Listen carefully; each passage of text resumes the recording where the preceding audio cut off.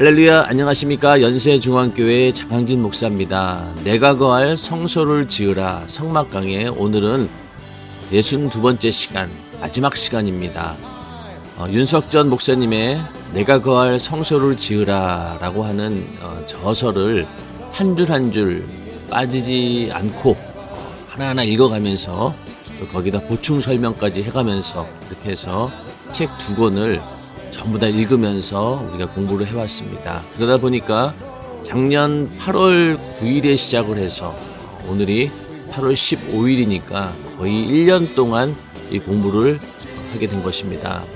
그동안 많은 분들이 참 성원을 해주셨고 여기까지 함께 해오신 분들이 있었기 때문에 방송이 그래도 끝까지 진행될 수 있지 않았나 싶습니다. 코로나 바이러스가 작년에 시작이 되면서 처음에는 그냥 몇 주 정도, 길게는 몇 달 정도로 끝날 줄 알았는데 이것이 생각보다 장기화되면서 예배라든가 교육이라든가 활동들이 교회에서 중단이 되면서 이게 어떻게 할 것인가라고 고민하던 중에 저도 유튜브 방송을 시작하게 되었습니다. 주제별 성경 공부를 시작으로 했다가 많은 분들이 이렇게 호응을 해주셔서 성막 강해를 시작을 했는데, 지금 하고 보니 코로나 바이러스라고 하는 이런 위기가 아니었으면은 또 이런 컨텐츠를 만들지 못했을 것이다 라는 생각을 해보면서 1년을 이렇게 뒤돌아 보니까 참 많은 발전이 있었습니다. 코로나 바이러스가 자꾸 이렇게 장기화되고 있는 그런 상황 가운데서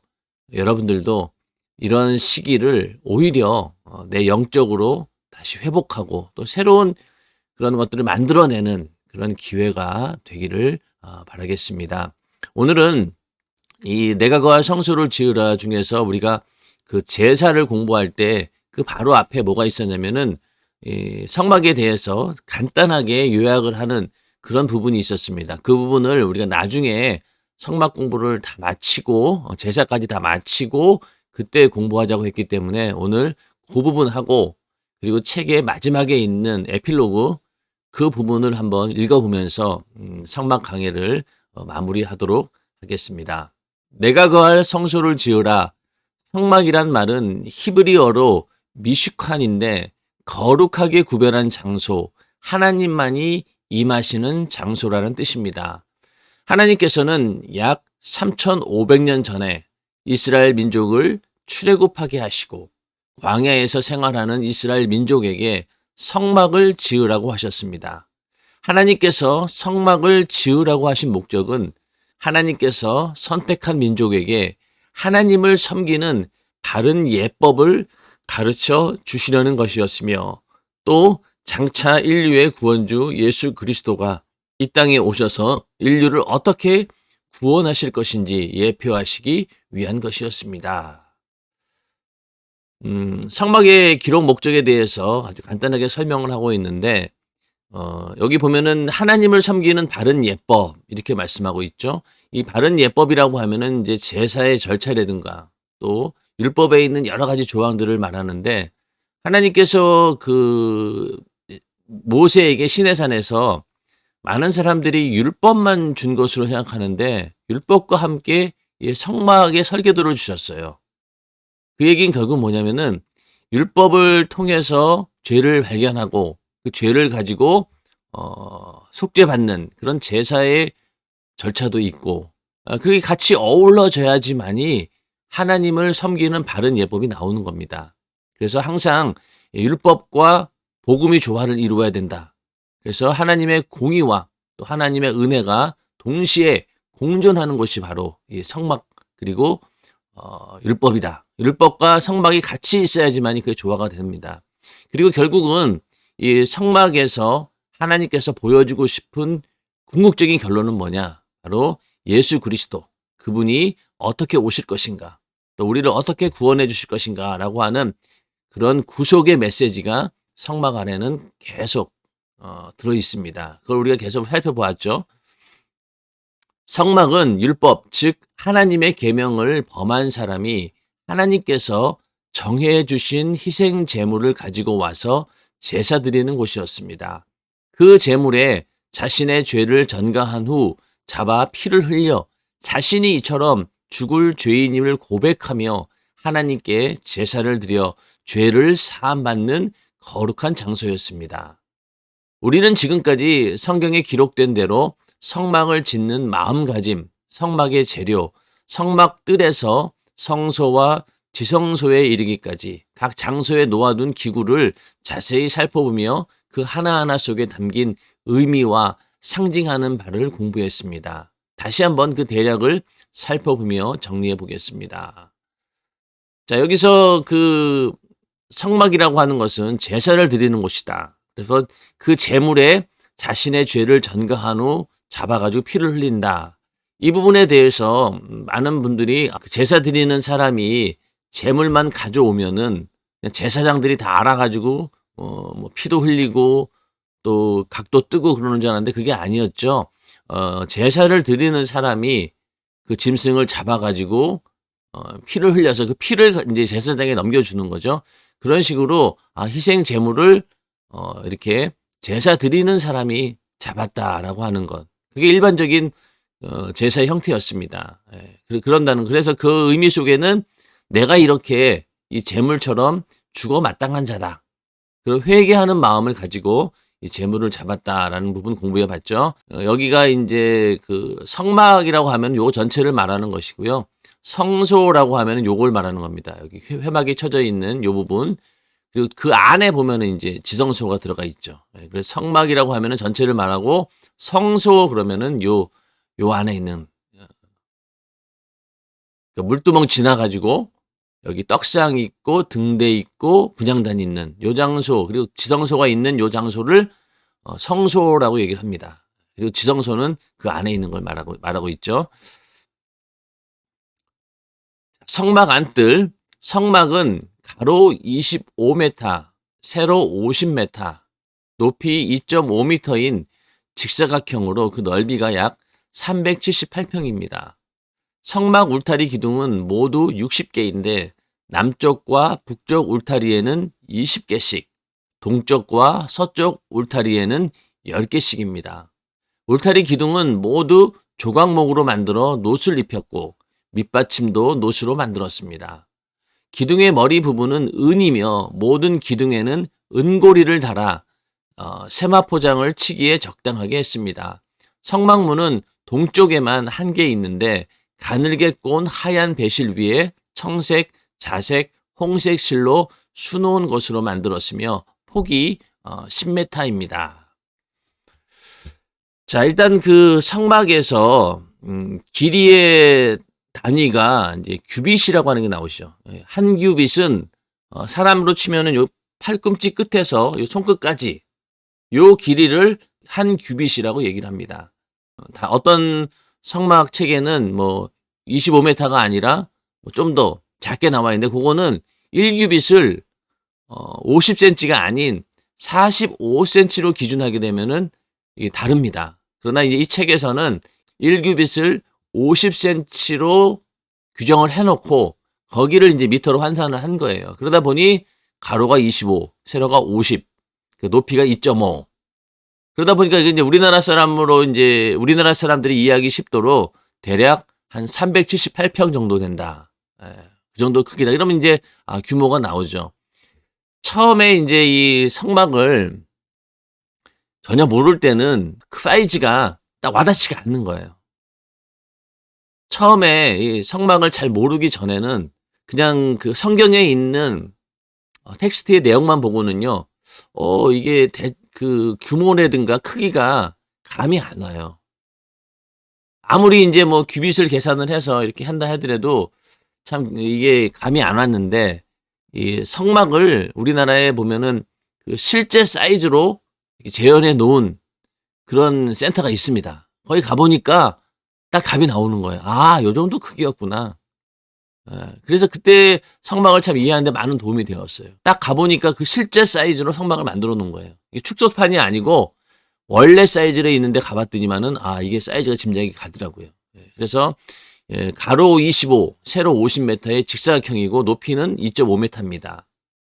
그리고 울타리가 60개 있고 문이 있는 쪽이 동쪽이잖아요. 그러니까 여기가 동서 북남이 되겠죠. 맞나요? 동서 북남.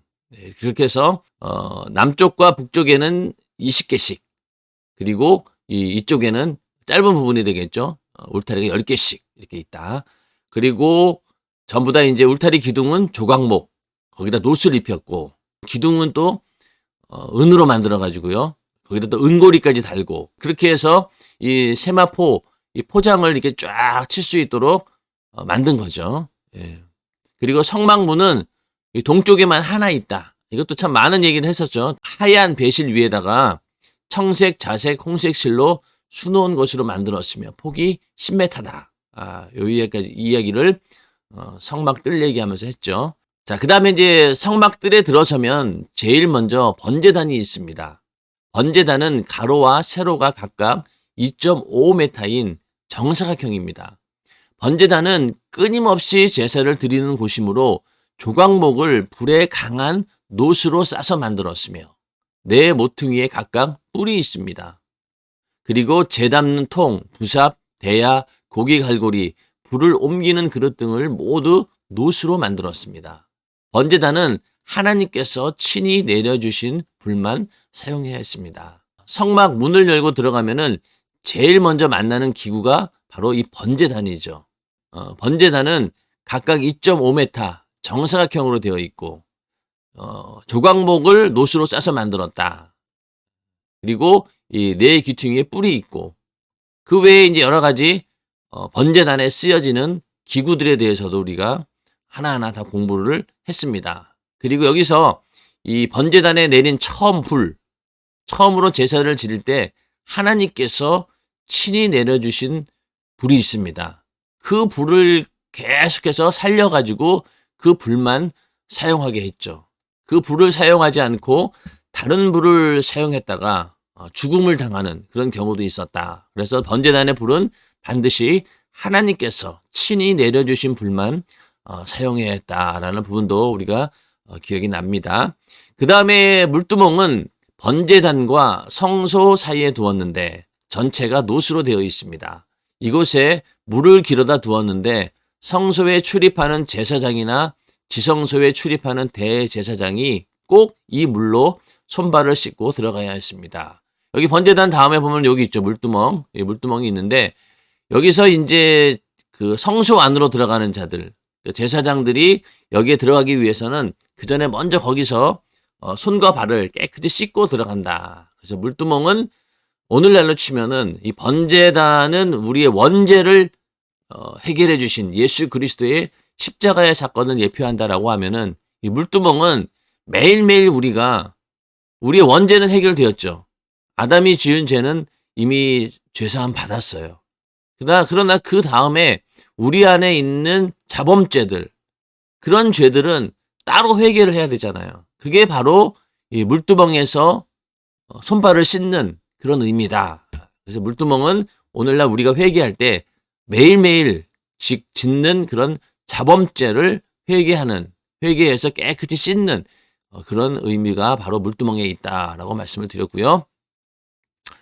그 다음에 이제 성소의 구성 요소. 아까 말씀드린 것처럼 떡상 그리고 등대, 분향단이 있는 또 그 안쪽에는 그 지성소가 있는 그게 바로 성소라고 했죠. 그 성소를 이제 만들기 위해서는 이제 이렇게 벽을 만들고 기둥을 쳤는데 그 부분입니다. 물두멍을 지나면 성막 중심부인 성소에 이릅니다. 모래밭이나 다름없는 광야에 성소와 지성소를 세우려면 먼저 기초를 튼튼히 해야 합니다. 그래서 조각목으로 널판 48개를 만들어 금으로 싸서 세웠습니다. 또 그 널판을 지탱할 수 있게 널판 하나에 은받침 2개씩 모두 96개를 만들어 널판에 난촉에 끼워 널판까지 서로 연결하여 성막 전체를 견고히 떠받치게 했습니다. 자, 이 부분도 우리가 자세히 공부를 했었는데요. 이렇게 뭔가 그 광야에다가 이런 건물을 세워야 되는 거잖아요. 가건물이라고 보면은 이게 그 모래밭에서 제대로 서 있게 하기 위해서는 나름대로 이 당시 지혜를 모아서 이렇게 만든 거예요. 하나님이 주신 지혜지만은 그렇게 해서 이렇게 만들었는데 먼저는 이 재료는 조각목입니다. 이 조각목은 광야에서 흔히 구할 수 있는 그런 나무인데 사실은 이 건물 자재로 쓰기에는, 목재로 쓰기에는 아주 별 형편없는 그런 나무예요. 그러나 그 나무를 이렇게 다듬어 가지고 이렇게 성소에 기둥을 세운다라는 그런 의미를 통해서 우리는 나도 조각목 같은 신세이다.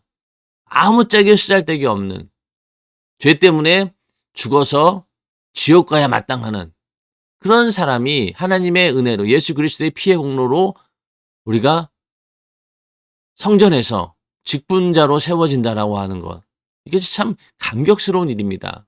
그 얘기는 결국은 이 아무짝에 쓰잘데기 없는 이 조각목이 성소의 기둥으로 된다는 것. 그래서 그냥 조각목을 쓰지 못하고 거기에다가 뭐 했습니까? 금으로 쌌죠. 그런 것처럼 우리도 우리 자신으로는 보잘것없고 아무짝에 쓸모없는 그런 자이지만은, 그러나 우리에게 예수의 피의 공로라고 하는 그게 있기 때문에 하나님께서 우리를 거룩하게 보시고 우리를 자녀 삼아주시고 또 주님의 신부 삼아주시고 또 교회의 거룩한 일꾼으로 써주시는 겁니다.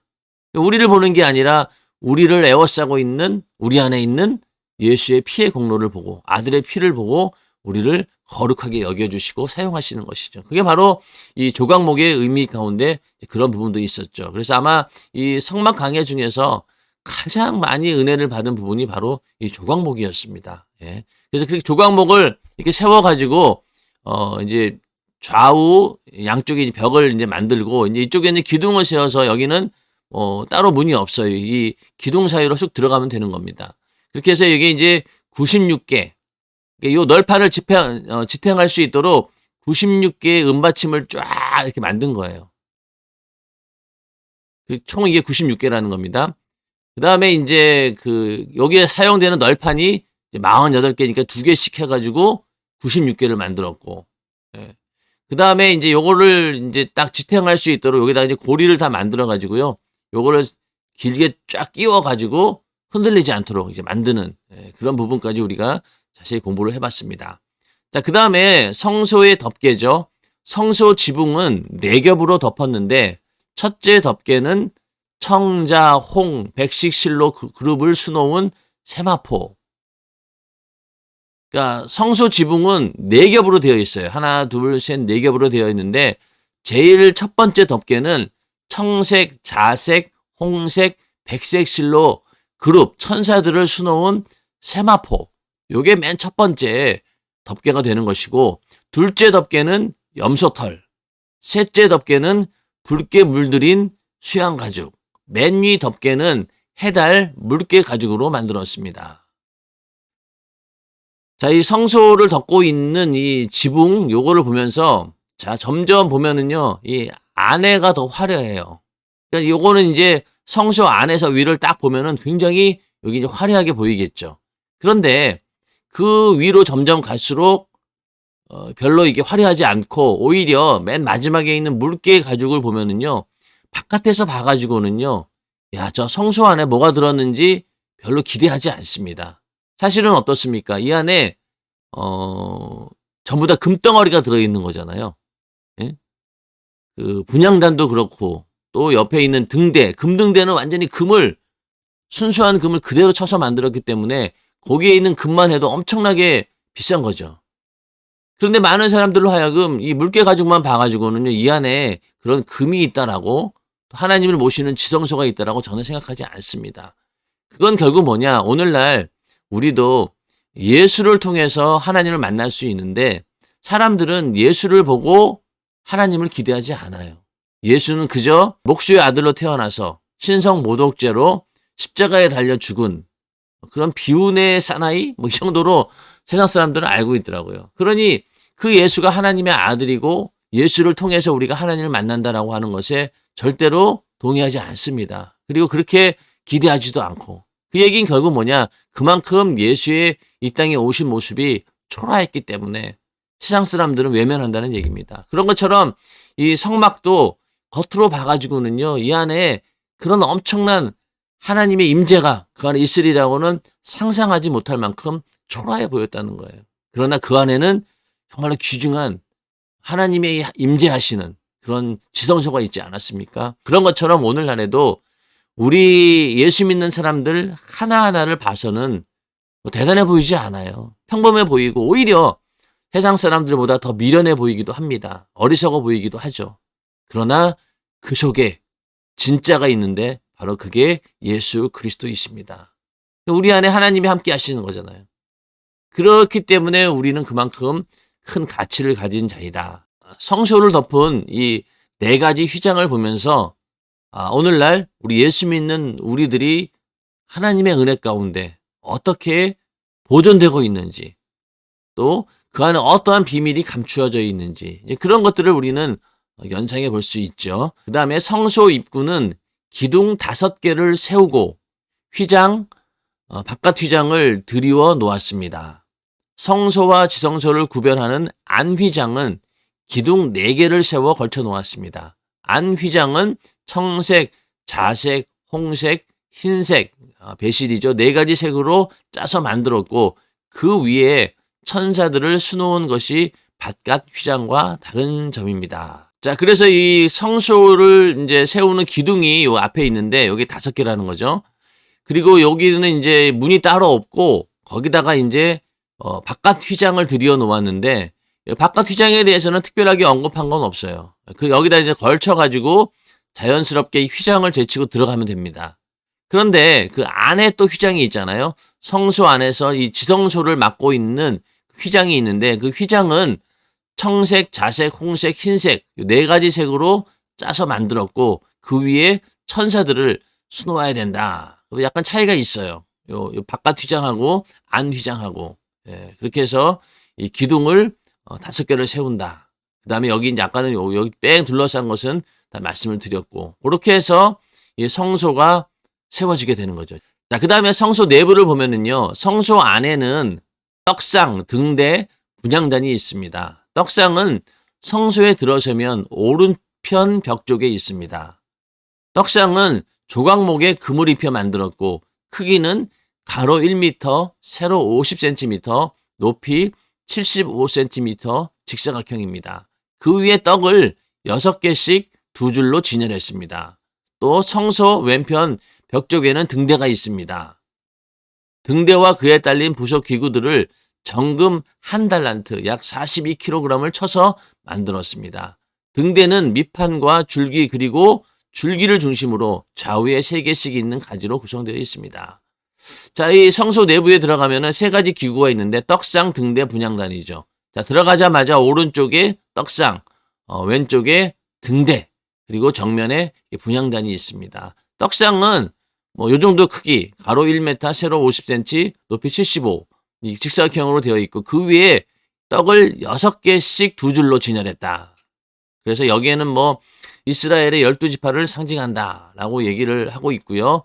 이 떡상이 의미하는 바는 육신을 입고 이 땅에 오신 예수가 생명의 떡으로 우리 오셨잖아요. 그런 의미에서 이 성소 안에 들어가면은 우리가 떡상을 진열해 놓았는데 그런 것처럼 항상 교회 안에는 생명의 말씀이 있다. 또 우리 안에도 우리가 하나님을 모신 성령이 거하는 전이라고 한다면은 우리 안에도 항상 이 생명의 떡이 있어야 된다. 이런 것을 우리가 이 떡상을 통해서 알 수가 있었고요. 그 다음에 등대죠. 등대는 여기 보면 등대가 이제 그림이 여기 나와 있는데 이게 전부 다 금을 쳐서 만든 거예요. 금 1달란트, 그러니까 42kg을 이걸 어떻게 가공하지 않고 그대로 그냥 쳐가지고 요 모양을 다 만든 거예요. 그래서 등대는 밑판과 줄기 그리고 줄기를 중심으로 좌우에 3개씩 있는 가지, 이렇게 해서 밑판이 있고 여기 줄기가 있고 그 다음에 가지가 3개씩 이렇게 나와 있는데 이게 줄기와 가지 6개가 맨 윗부분에서 수평을 이루게 하여 맨 윗부분에서 이렇게 딱 수평을 이루게 하고 그 위에 등잔 하나씩을 두어 등잔 7개에 불을 붙이게 하였습니다. 여기다 등잔이 여기 있는데 여기다가 이제 불을 붙인다는 거예요. 이렇게 수평으로 되어 있다. 그 다음에 줄기에는 꽃받침 달린 살구꽃 형상 잔을 4개 두었으며 줄기에는 여기 보면 하나, 둘, 셋, 4개, 하나, 둘, 셋, 4개죠. 4개가 이렇게 꽃받침 달린 살구꽃 형상의 잔을 4개 두었고 줄기를 중심으로 좌우에 있는 가지 6개에는 꽃받침 달린 살굿꽃 형상잔을 3개씩 두었습니다. 여기는 이제 하나, 둘, 3개씩 두었다는 거예요. 꽃받침 달린 살굿꽃 형상의 잔. 말이 복잡하죠? 요게 이제 하나, 둘, 3개씩 붙어 있다는 겁니다. 등대에 대해서도 참 오랜 시간 공부를 했죠. 그 다음에 분향단입니다. 분향단은 가로, 세로 각각 50cm, 높이 1m인 정사각형 모양의 조각목을 금으로 씌워 만들었습니다. 그 다음에 분향단 위쪽 사면에는 뿔이 하나씩 있고 단 사면은 금태를 둘렀습니다. 또 금태 아래 양편에 금고리 2개씩 만들어 채로 깨어 운반할 수 있게 했습니다. 분향단에서는 아침과 저녁 등불을 켤 때 향을 사르게 했습니다. 이 분향단은 우리가 기도를 의미한다. 그래서 항상 기도가 끊이지 않아야 된다. 그런 이야기도 한참 우리가 은혜를 나누었습니다.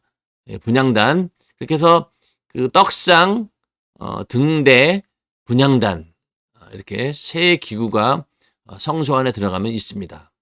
자, 그 다음에 그 휘장을 지나서 지성소 안으로 들어가면 뭐가 있을까요? 휘장을 열고 지성소로 들어가면 법궤가 있습니다. 이 휘장은 이제 안휘장을 말하는 거죠. 성소에 분향단 바로 앞에 있는 그 휘장, 그 열고 들어가면은 법궤가 있다는 거죠.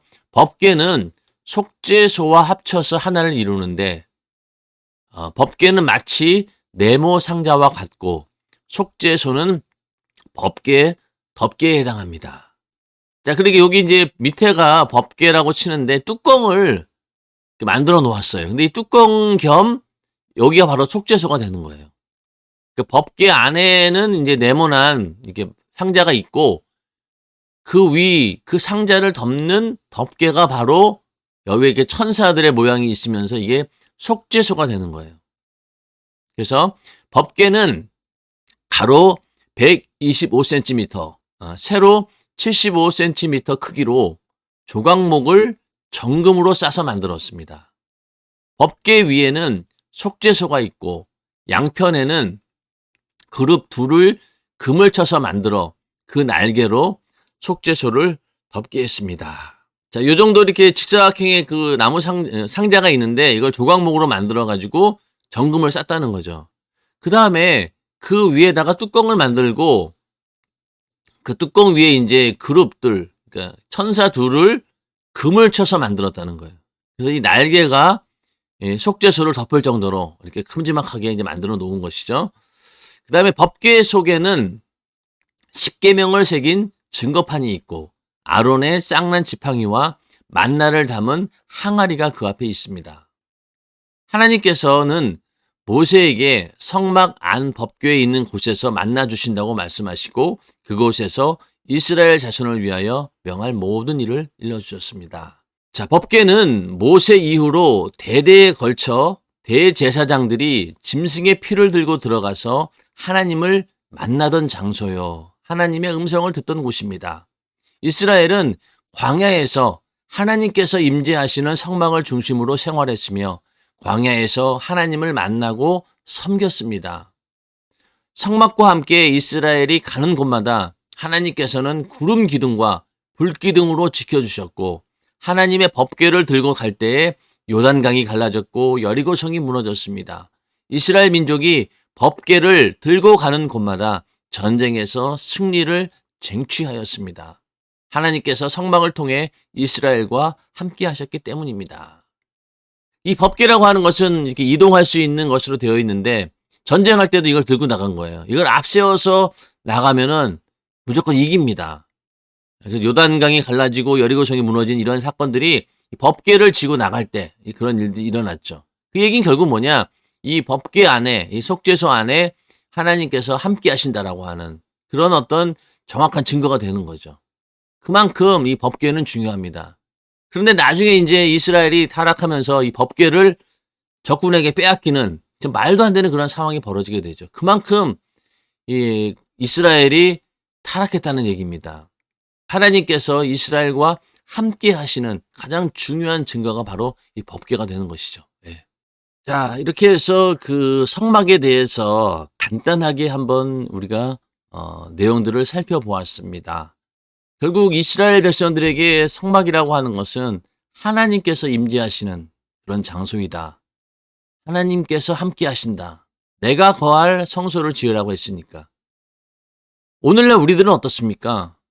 임마누엘, 하나님의 아들 예수가 이 땅에 오시면서 그 이름을 예수로 하라.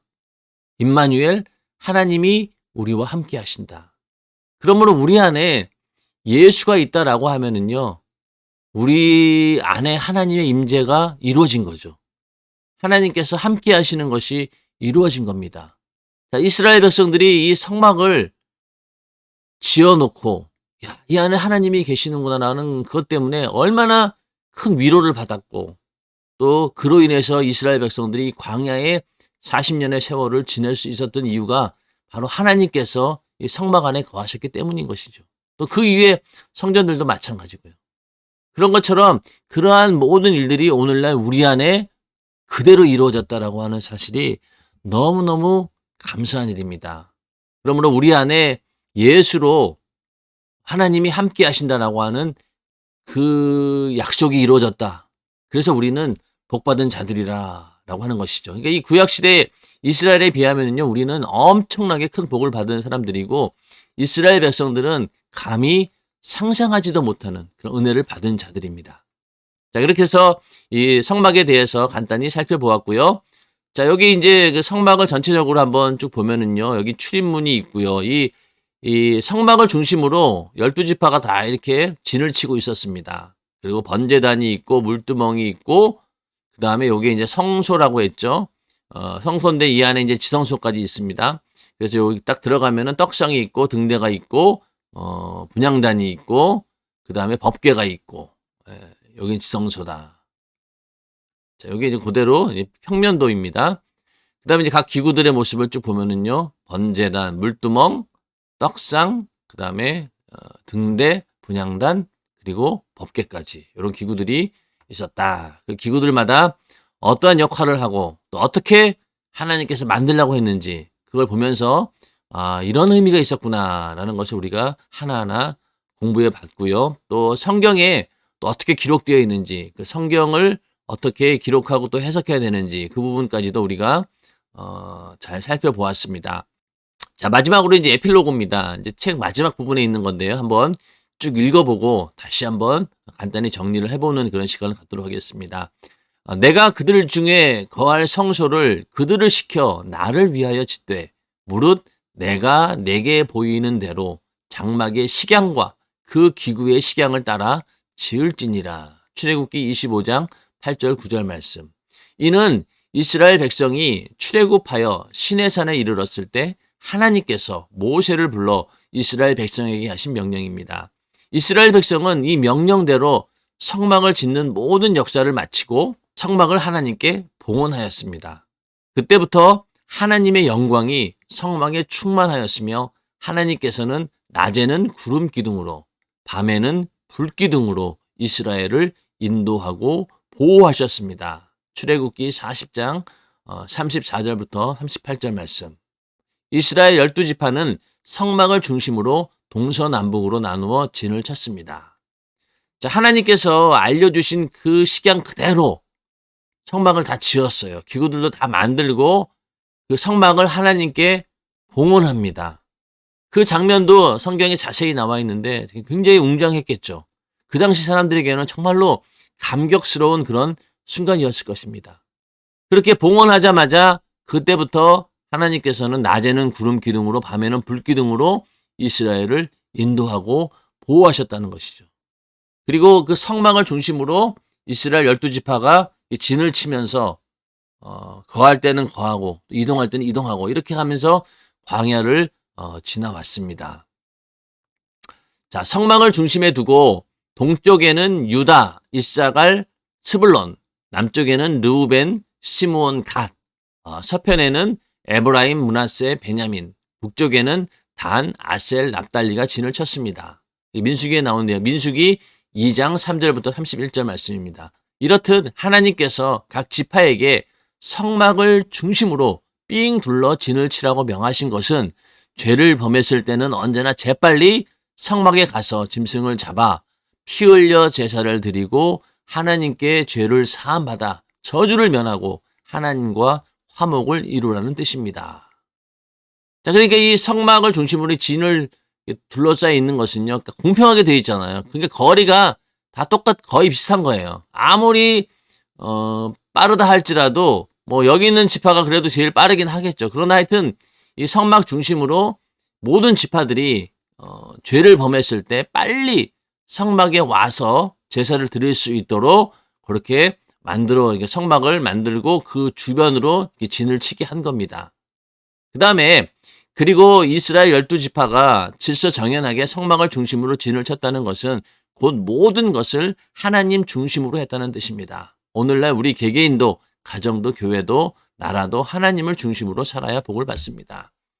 자, 이 얘기를 좀 더 우리가 확대를 해석해서 좀 보면은 오늘날 우리 성도들도 이 교회를 중심으로 진을 치고 있어야 된다라는 그런 의미도 됩니다. 우리 연세중앙교회에도 보면은 이제 교회가 옮길 때마다 성도들도 같이 옮겨요. 연희동 때는 좀 그랬지만은 망원동 때부터 그 주변에는 이제 모여들기 시작했고, 그 다음에 노량진에 와서는 거의 대부분의 성도들이 노량진에 와서 살았습니다. 그러다 궁동으로 이사 왔어요. 궁동으로 이사 오니까 또 성전 중심으로 다 모여들었습니다. 이건 뭐 누가 억지로 시킨 건 아니에요. 또 그렇게 하라고 한 것도 아니지만은 이렇게 그 성막을 중심으로 이스라엘 지파들이 모여 있는 것처럼 우리도 교회를 중심으로 거처를 잡게 되면은요, 여기 있는 말씀대로 언제든지 빨리 가서 제사를 드릴 수 있었잖아요. 그런 것처럼 성전 근처에 있으면은요, 기도하고 싶어. 그러면 그냥 달려가면 되는 거예요. 그래서 대부분의 많은 사람들이 가장 선호하는 곳이 어디였냐면은 교회에서 한 5분 거리? 아주 가까운데 집을 얻으려고 굉장히 노력을 했습니다. 그거는 언제든지 성령의 감동이 오고 내가 기도해야 되겠다. 그러면은 그냥 가서 기도하는 거예요. 그게 얼마나 큰 유익입니까? 그리고 예배 시간을 드리기 위해서 가는 그 시간도 짧고 또 언제든지 예배 드릴 수 있는 그런 장소이고, 그리고 결국은 또 그게 뭐냐? 하나님 중심으로 우리가 생활한다. 그러니까 성막을 중심으로 모든 지파들이 움직였던 것처럼 오늘날 우리들도 성전 중심으로, 교회를 중심으로 나의 모든 삶의 스케줄을 만들게 되면은요, 영적 생활, 신앙생활을 하게 되는 거죠. 그만큼 이 환경이 중요하다는 거예요. 그러니까 성전 근처에 있다, 성전 근처에 없다라고 하는 것이 별거 아닌 것 같아 보이지만요, 굉장히 영적으로는 중요합니다. 그래서 어떻든 할 수만 있다라고 하면은 성전 근처에서 거처를 구하는 것이 유익입니다. 그런데 이제 오늘날 우리가 살면서 이 교회 중심으로 내 거처를 삼는다라고 하는 것이 어떻게 보면은 당장 보이는 유익이 없기 때문에 그런 선택을 못하는 경우가 많죠. 당장 눈에 보이는 건 뭐예요?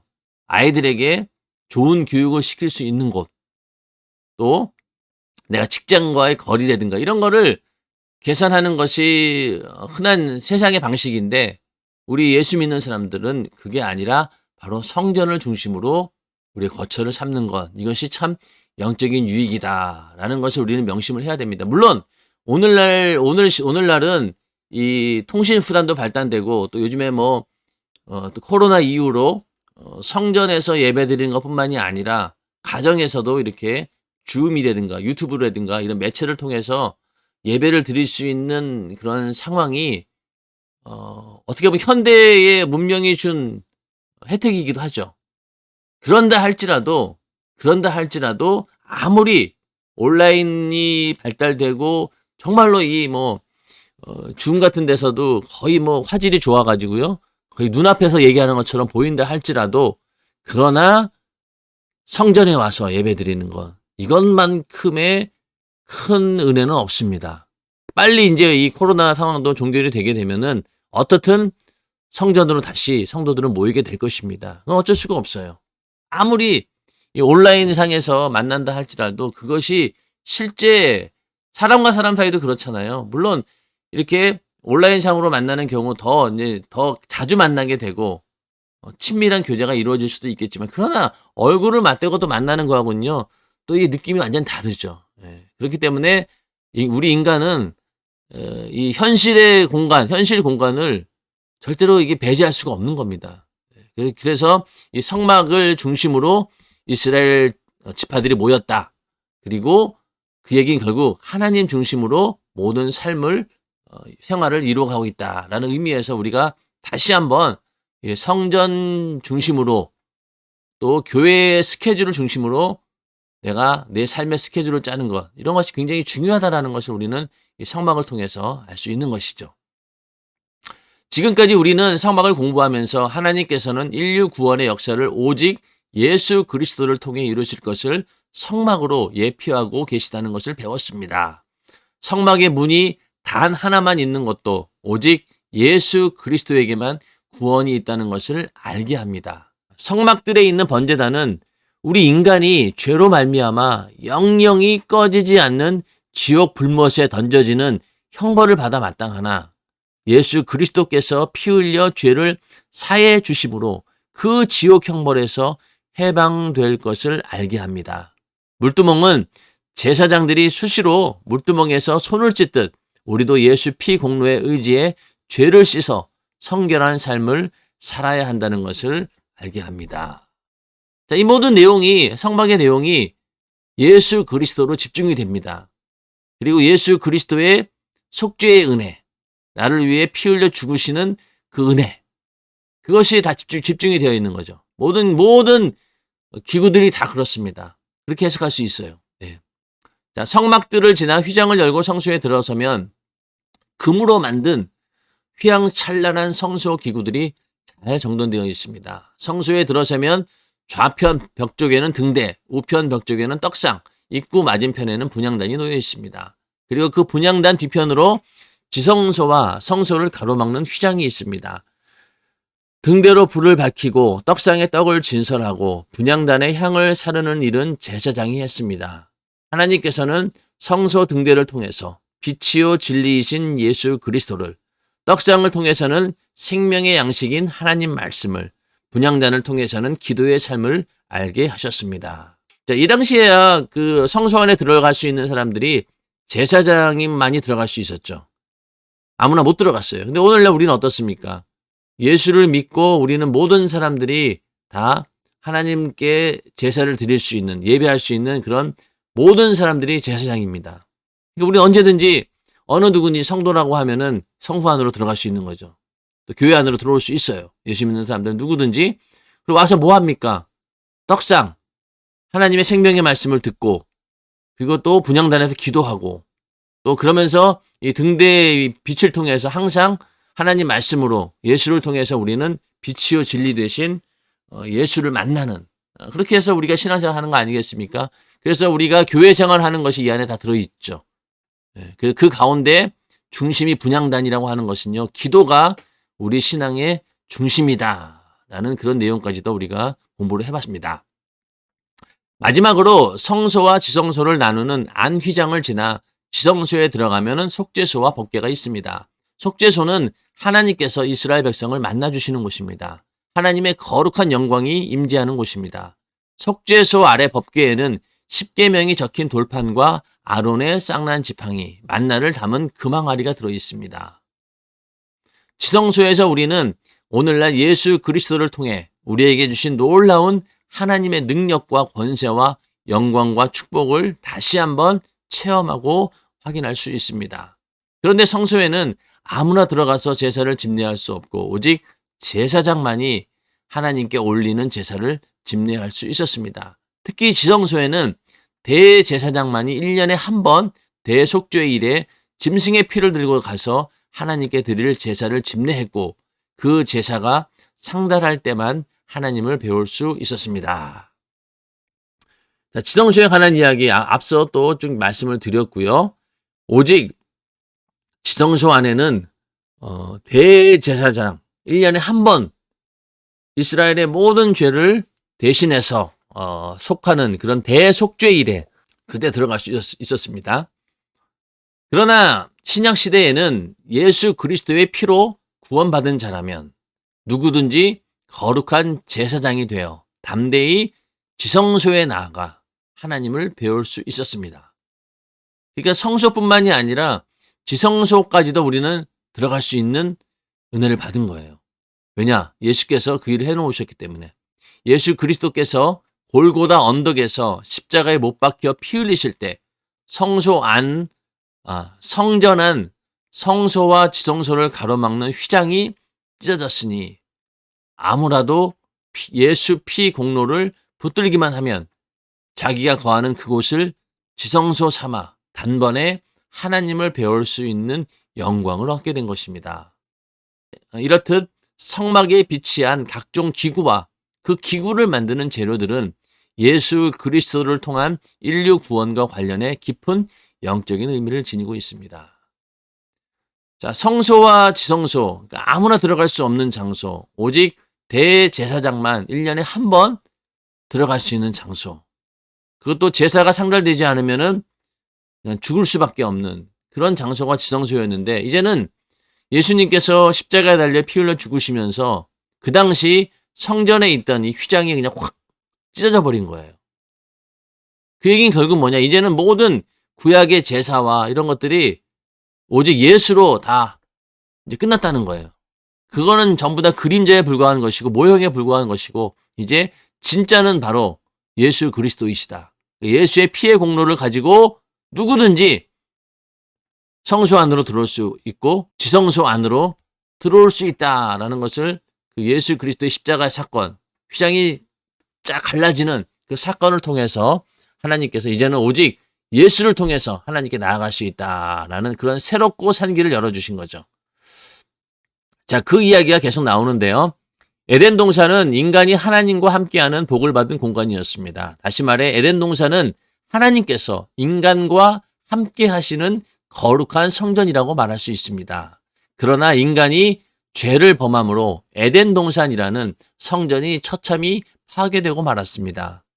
하나님과 함께 행복하던 에덴 동산을 잃어버리고 에덴에서 쫓겨난 인간이 가장 바라고 고대하는 말씀이 있다면 바로 내가 너와 함께 하리라는 약속입니다. 그러므로 하나님께서 모세에게 내가 거할 성소를 지으라고 명하신 것은 잃어버린 에덴 동산을 다시 찾을 길을 열어주신다는 암시입니다. 이렇게 광야에서 만든 성막은 그 이후 솔로몬 성전, 수르바벨 성전, 헤롯 성전으로 이어집니다.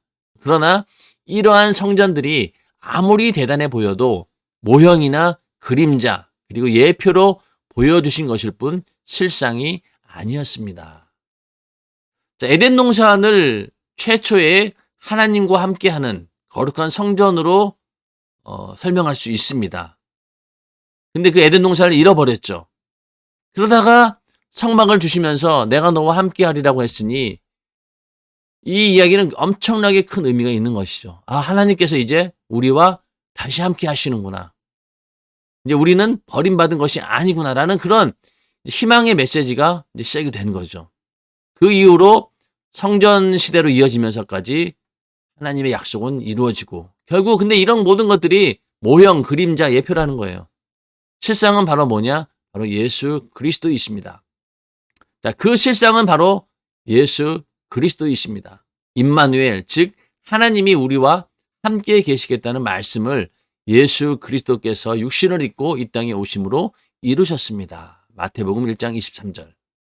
하나님의 은혜는 그것으로 끝나지 않고 예수 그리스도께서 십자가에 못 박혀 피 흘려주신 은혜로 구원받은 이들에게 약속하신 대로 성령을 보내주시고 우리를 성령께서 임하시는 거룩한 성전으로 삼아주셨습니다. 고린도전서 3장 16절 17절 말씀. 그렇다면 이제 우리는 지금까지 공부한 성막을 통해서 예수 그리스도를 발견해야 하고 그 구속의 은혜를 뜨겁게 체험하면서 성령의 전으로서 거룩한 삶을 살아야 합니다. 이것이 하나님의 뜻입니다. 새하늘과 새 땅에서 이루어질 영원하고 완전한 성전에서 주님과 함께할 그날을 간절히 사모하며 예수 그리스도의 신부로서 오직 영혼의 때를 위하여 흠없고 온전한 삶을 살아야 합니다. 자, 성막이 아무리 대단하고요, 또 솔로몬 성전이 대단하고 그런다 할지라도요, 오늘날 우리의 상황과는 비교했을 때 우리는 정말로 대단한 축복을 받은 자들입니다. 앞서도 말씀드렸지만은 임마누엘, 즉 하나님이 우리와 함께 계시겠다라고 하는 그 약속이 우리 안에 이루어졌다는 것. 그래서 예수 그리스도의 그 십자가의 사건을 내가 소유하는 것. 근데 그것도 역시 마찬가지예요. 이 십자가의 사건도 지금 세월이 2000년이 넘게 지났잖아요. 이스라엘 백성들이 광야에서 나오는 그 홍해 바다가 갈라지는 그 엄청난 이적과 표적을 봤어요. 그러나 세월이 지나니까 어떻게 됩니까? 다 잊혀져 버려요. 후대에 지나가면은 그것이 이게 구전으로 돼가면서 이야기로 돼버리는 거죠. 자기하고는 전혀 상관이 없는. 옛날에 우리 선조들이, 우리 조상들이 그런 은혜를 받았어로 끝나고 그 후대에 와서는 그걸 경험할 수가 없는 거예요. 그런데 십자가의 사건도 마찬가지죠. 세월이 지나면 잊혀지게 되어 있어요. 그런데 아직까지도 잊혀지지 않고 생생하게 우리의 심령 속에 예수가 살아있는 이유는 왜 그러겠어요? 성령이 함께 하시니까. 성령은 예수의 성탄부터 고난, 그리고 공생애, 죽음, 부활까지 직접 함께 하셨는 분이잖아요. 그 성령이 우리 안에 함께 계시니 예수가 정말로 실제로 나와 함께 하는 것처럼 그렇게 느껴지고 체험되어지는 겁니다. 그러니 성령을 보내주셨다라고 하는 것은 우리 속에 하나님께서 함께 하신다라고 하는 그 약속이 지금 이 순간에도 이루어지고 있음을 확증시켜주는 그런 분이 바로 성령이신 거예요. 그러니까 우리가 성령이 임하는 거룩한 성전이다. 이것은 어마어마한 축복입니다. 성막 몇천 개를 만들어서 전 세계에다 세워놓는 것보다 훨씬 더 위대한 사건이에요. 그렇잖아요. 만약에 지금도 어느 특정한 장소에 가서 제사 드릴 수 있다라고 하면은요, 돈 없고 힘없는 사람들은 가기는 하겠어요? 가난한 사람들? 못 가잖아요. 근데 우리는 언제든지 이 자리에서 예수의 피의 공로 붙들고 회개하면은 속죄의 은혜가 그 자리에서 이루어지고, 또 우리가 성령이 거하시는 전으로서 항상 그 기능이 막 활발하게 진행되고 있다라고 하는 사실, 대단한 축복이죠. 그러니 우리는 이제 남은 성전이 뭐냐? 여기 있습니다. 새하늘과 새 땅에서 이루어질 영원하고 완전한 성전. 요것만 남은 거예요. 천국. 거기 가게 되면 이제 모든 것이 끝납니다. 그때까지는 우리는 내 안에 이루어진 거룩한 성령의 전으로서 거룩하고 흠없는 온전한 삶을 살아야 된다. 그래서 소망은 어디에 두어야 되느냐? 이 성전도 언젠가는 끝이 난다. 육신의 성전, 성령을 모신 전이라 할지라도 육신이 끝나는 순간 내 영혼의 때, 이제는 그때 영원한 천국에서 완전한 성전에서 우리는 주님 만나게 된다. 그 소망으로 살아야 된다는 것이죠. 자, 이렇게 해서 에필로그까지 다 마쳤습니다. 상하권 모두 다 읽어본 거예요. 자, 한번 보면은요, 하나님이 함께 하시는 성막, 성막의 의의, 다른 명칭 공부했었고, 기초, 자세, 재료, 또 성막들, 문, 번제단 부속기구, 물두멍, 또 성소에 들어가서 떡장 등대 분향단. 여기까지가 상권이고 여기까지 하권이죠. 그 지성소뇌에 있는 휘장 법계 얘기했고, 그 다음에 이제 아울러 여러 가지 제사에 대해서도 우리가 말씀을 드렸죠. 자세와 그 번제, 소제, 화목제, 속제제, 속건제 이 부분에 대해서도 우리가 공부를 했습니다. 자, 그러면은 이 성막에 관한 부분과 제사에 관한 부분이 성경 읽을 때마다 이게 참 뭐라고 해야 하나, 암초와 같은 거예요. 열심히 읽다가 레위기쯤 와가지고 그냥 다 좌절하고 마는데, 이제는 그럴 필요가 없어요. 이거를 이제 성막을 알고 제사를 알게 되면은요, 절대로 두렵지 않습니다. 여러분들 잘 이해가 안 될 때마다 성막 강해를 잘 돌아보시면서 다시 한번 정리하게 되면은요, 쉽게 성경이 이해가 됩니다. 자, 성막을 공부하는 이유가 처음에 이제 했던 내용인데 한번 볼까요? 하나님을 만날 수 있는 길을 발견합니다. 발견하셨습니까? 또 예수 그리스도를 바로 알고 바로 믿을 수 있습니다. 또 성막에서 50장이 성막 이야기이기 때문입니다. 성경에서. 굉장히 많은 부분을 설명하고 있다는 거죠. 또 성막은 죄인이 구원받는 장소이기 때문입니다. 그래서 오늘날도 우리가 어떻게 하나님의 은혜 가운데 구속의 은혜를 입을 수 있을까? 거기에 대한 길이 바로 성막을 보면서 알 수 있다는 거죠. 성령이 인도하시는 생활이 어떤 것인지 알게 됩니다. 왜? 성막 자체가 하나님의 임재를 상징하고 있기 때문에 오늘날 우리에게도 똑같이 적용될 수 있습니다. 또 신앙생활 전체를 한눈으로 볼 수 있습니다. 성막의 평면들을 딱 놓고 보면은요, 우리의 신앙생활의 시작부터 끝이 보여요. 처음에 예수 믿으려면 어떻게 해야 됩니까? 십자가의 사건을 만나야 되죠. 나는 죄인입니다라는 깨달아야 되고. 그래서 번제단에서 이렇게 번제를 드리듯이 십자가의 사건을 만나야 됩니다. 그 다음에 하나님 말씀을 통해서 우리의 죄를 깨닫고 매일매일 회개하는 역사가 일어나고, 그러다 보면 더 들어가서 그 안에서 성소에 들어가서 떡상, 등대, 분향단, 신앙생활을 본격적으로 하게 된다는 얘기죠. 그리고 더 깊이 들어가서 주님과 신령한 교제가 일어나는. 이러다 보면 이제 이게 하나의 절차가 이루어지는데, 그래서 어떤 사람들은 이 문 앞에 있는 사람이 있어요. 여전히 성막 안으로 들어가지 못하고 예수를 믿을까 말까 듣기는 많이 들었는데 믿기는 싫고 여기 왔다 갔다 하는 사람이고, 어떤 사람은 번제단까지 가서 이 십자가의 사건까지는 경험한 사람들도 있어요. 근데 그 이후로 신앙생활 하지 않습니다. 여기까지만 만난 거예요. 뜰에만 있는 거죠. 그런 사람들이 있고, 어떤 사람들은 이제 더 깊이 들어가서 성령 받고 또 성령과 함께하는 삶을 사는, 지성소까지 깊숙이 들어가는 그런 신앙생활 하는 사람들이 있다라고 하면은 여전히 이 성막 뜰에 있는 사람들도 있다. 우리의 신앙의 척도를 한번 잘 생각해 볼 수 있습니다. 성막을 보면서. 가장 좋은 모형입니다. 맞습니다. 이게 이제 예수를 설명하고 또 신앙생활 전반에 대해서 설명할 수 있는 이것만큼 좋은 모형은 없어요. 복받는 길을 가장 정확히 알려줍니다. 하나님을 섬기는 예법이 이 안에 들어있기 때문에 하나님을 경외하고 잘 섬기게 되면은요, 복을 받을 수밖에 없어요. 영혼의 종합 진단을 받을 수 있습니다. 자, 여러분들이 이 성막셈이나 책으로 나오기 전에 담임 목사님의 설교 들으면서 얼마나 많이 회개하면서 내 영혼의 처지를 발견했습니까? 그만큼 아주 굉장히 좋은 내용이 바로 이 성막인 거죠. 하나님의 일꾼이 됩니다. 이렇게 10가지 이외에도 여러 가지 있겠죠. 하여튼 이러한 그 성막을 공부하는 이유에 대해서 여러분들 이유가 충족이 되었나요? 이렇게 되었나요?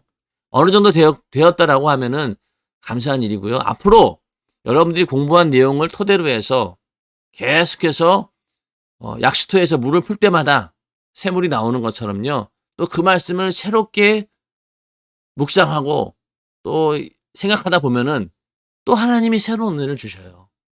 성경이 그래서 참 흥미로운 겁니다. 그런 책은요, 한 10번만 보면은요, 지겨워서 못 봐요. 그런데 성경은 읽을 때마다 새로운 은혜를 주십니다. 그게 참 감사한 거죠. 약수터 물 말씀을 드렸잖아요. 신기하게도 그렇게 많은 사람들이 물을 퍼가도요, 시간 지나면 또 물이 나오잖아요. 그런 것처럼 하나님 말씀이 그렇더라고요. 여러분들 성막 공부도 이걸로 끝내지 마시고 계속해서 성경을 통해서 접하시면서 새로운 은혜를 받는 그런 축복이 있기를 주님의 이름으로 축원합니다. 자, 성막 강해를 마쳤습니다.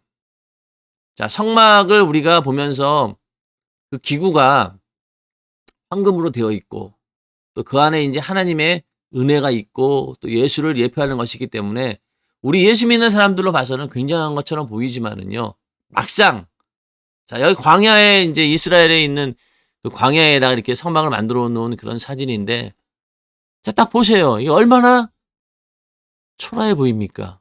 뭐 대단한 거 있어요? 없습니다. 그럼에도 불구하고 이 가운데 하나님이 임재하신다라고 하는 이 놀라운 사건. 이거 우리가 그 비밀을 알고 있다라고 하는 것이 얼마나 큰 축복입니까? 지금도 만약에 광야에다 이렇게 텐트 쳐 있고 있다라고 하면은요, 누가 그거를 대단하게 보겠냐고요. 절대 보지 않죠. 그러나 하나님의 역사는 이렇게 아무도 관심 가져주지 않는 초라한 가운데서 시작이 되는 것이죠. 예수님께서 이 땅에 탄생하신 것도 말구유에서 그게 초라한 모습으로 인류 구원을 위에 이 땅에 오신 거 아니겠습니까? 그런 것처럼 이 광야 속에도 여러 가지 하나님의 모든 비밀들이 세상이 알 수 없도록 이렇게 감추어져 있다라고 하는 것. 그러나 막상 그 속에 들어가서 진리를 발견하고 참된 부활을 발견한 사람들은요, 자기 인생을 다 걸고 가진 모든 소유를 다 팔아서 사는 것처럼 여기에 모든 것을 던질 수밖에 없는 겁니다. 성막 강해를 공부하시면서 우리의 믿음이 다시 한번 견고하게 세워지길 바랍니다. 어떤 상황 가운데서도 흔들리지 않는 그런 견고한 믿음, 이번 이 성막 강해를 통해서 이루어지기를 주님의 이름으로 축원합니다. 그동안 함께 해주신 여러분들 대단히 감사를 드리고요. 그 다음에 이제 어떤 내용을 가지고 또 방송을 할지는 곧 제가 다시 또 안내를 해드리도록 하겠습니다. 성막 강해 길고 긴 여정 가운데 함께 해주셔서 감사드리고요. 또 많은 분들에게 소개시켜 주셔서 이제 어차피 다 유튜브에 기록은 되어 있으니까 언제든지 다시 볼 수 있습니다. 여러분들 구독해 놓으시고 다시 또 이렇게 들어보면은 몰랐던 부분들 깨닫게 되고 이해하게 되니까 한시라도 여러분들이 성막에 대해서 궁금증이 있으면 언제든지 다시 한번 이 방송을 청취하시면 되겠습니다. 1년 동안 참 감사했고 여러분들의 성원 있었기 때문에 오늘날까지 올 수 있었습니다. 앞으로 더 좋은 또 내용을 가지고 여러분들 만나 뵙도록 하겠습니다. 지금까지 함께 해주신 모든 분들 진정으로 감사드리며 또 하나님께 모든 감사와 영광을 올려드립니다. 자, 감사합니다. Step by step.